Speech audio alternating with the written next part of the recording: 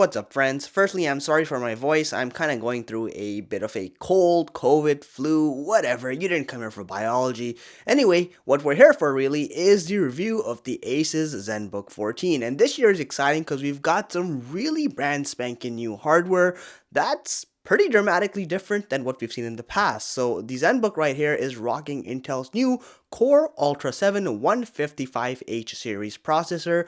We also have Intel's new integrated ARC graphics, 16GB of speedy LPDDR5X memory, a pretty large 1TB SSD, Wi-Fi 6E and Bluetooth 5 standards on board, and of course this is a 14-inch display. There is a lot to talk about this laptop. Like I said, it's a very popular laptop and it gets a lot of attention, so we're going to kind of put that apart and see if this laptop really does live up to the hype and what you can expect.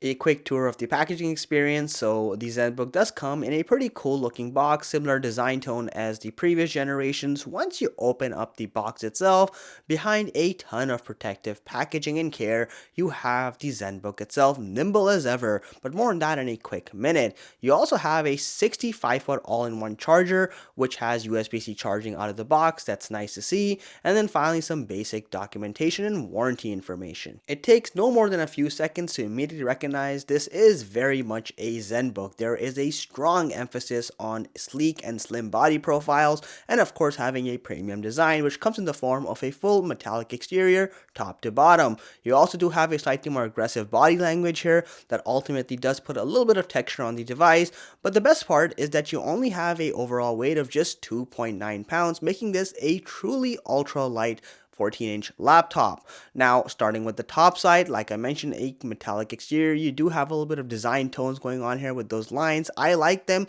My only kind of nitpicky complaint here is that this thing is a total fingerprint magnet, though it's not as dramatic as the MacBook or the Samsung Galaxy Book, thankfully. All the relevant ports for this laptop are on either side. So on one side you have a USB-A super speed port, while on the other side you will find a fully loaded HDMI 2.1 port. You also have two Thunderbolt 4 ports and a headphone jack. The only thing really missing here is a micro SD card reader, which is an odd thing to kind of exclude, but honestly other than that the port diversity is pretty good. Moving on to the bottom, again a nice clean metallic exterior with a removable lid. Now, what is a little concerning here is the limited amount of air intake vents that you have around the fan, but we'll talk more about thermals later on. You'll also notice you do have two speaker grills, one on either corner, indicating this is a bottom firing speaker setup. As soon as you unfold this laptop, you have a premium looking inner chassis. That dark bluish color just really gives it a lot of life. Now, the real impressive part here is with the trackpad. Firstly, you have all the surf real estate in the world, but to make it even better, it's a glass surface finish, an actual glass surface finish, none of the fake stuff, which means that there's practically no flex. It's super tactile, it's crisp, and to make it even more better, just like previous Zenbooks, you still have that digital touchpad that can be directly operated and turned on and off straight from the touch captive button on the top right corner. The keyboard is yet another fantastic implementation. You have nice large keycaps for a 14-inch laptop. They're well spread, they don't feel crowded or clustered, they're easy to read. The only complaint I have is that the backlighting is very dimly lit, and honestly it's just hardly there. Other than that though, there's not a whole lot more to say. Moving on to the typing experience, that's improved even more. There's more key travel, there's more tactility, and it's a fantastic keyboard to type on. I would say now it's right there with the likes of Lenovo's IdeaPad and Yoga series. The good build quality streak continues over to the hinge, which does not wobble whatsoever. It's really well tuned and it seems pretty durable as well, and it has a full 180-degree tilt. Now you also have a great finishing for the bezels. It's implemented alongside the glass surface, so it feels premium. A fairly thin chin at the bottom, though there is a little bit of black space.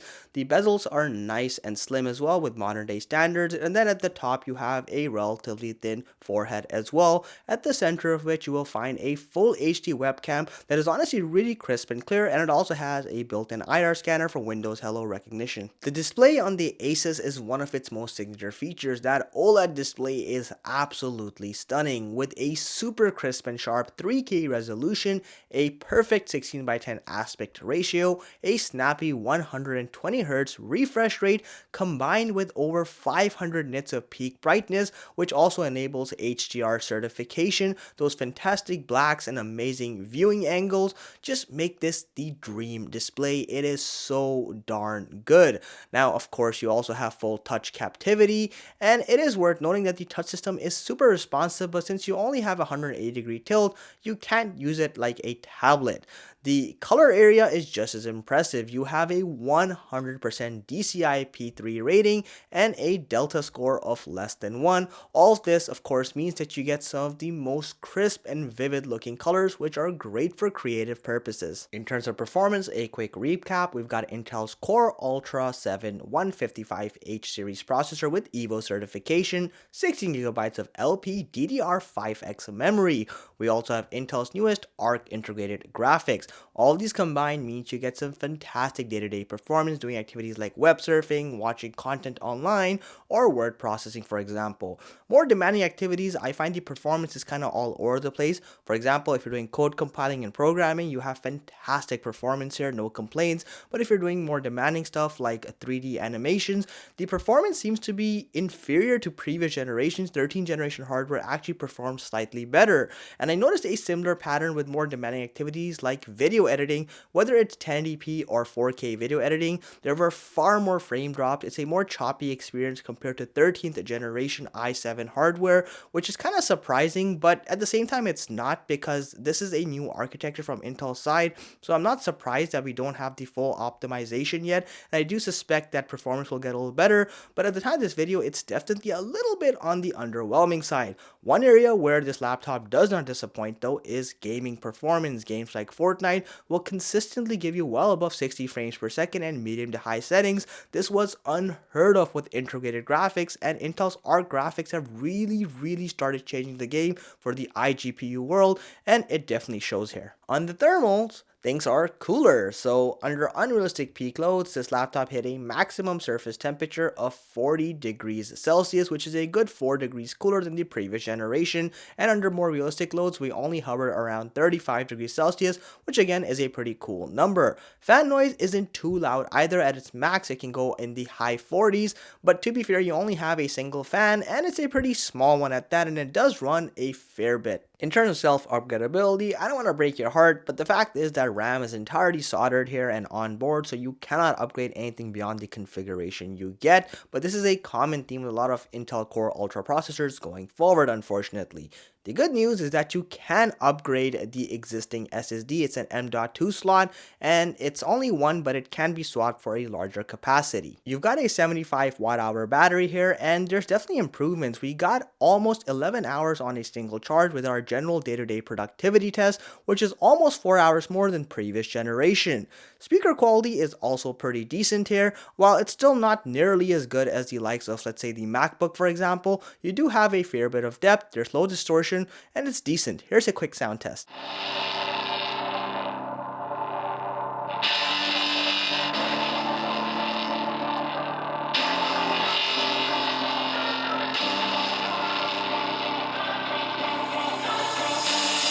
I was born to be a fighter, had these dreams and desires. I would be something better, energy, got a fire in my soul to keep burning, a pain that keep hurting, a curse is emerging, feel the thirst, keep on working, I won't stop, I won't quit. With a estimated price tag of $1,300 US, the Zenbook is well into premium laptop category, but to Asus's credit, they definitely have a lot to show for it. Whether it's the superior build quality, which I genuinely think is one of the best in the entire PC industry at the moment, whether it's that frame, it's the implementation of the trackpad and the keyboard, or of course the superior OLED display that we have here, which looks absolutely stunning and few can argue against it, if any at all. That all really makes this a top tier laptop. Now, while this is a pretty fairy tale, not everything is perfect. Performance does leave a lot to be be desired depending on the type of task you're doing, the overall performance of the laptop can feel a little underwhelming. A lot of this again has to do with the new architecture on Intel side. I'm hoping in the coming months and weeks we'll see more improvements and more optimizations,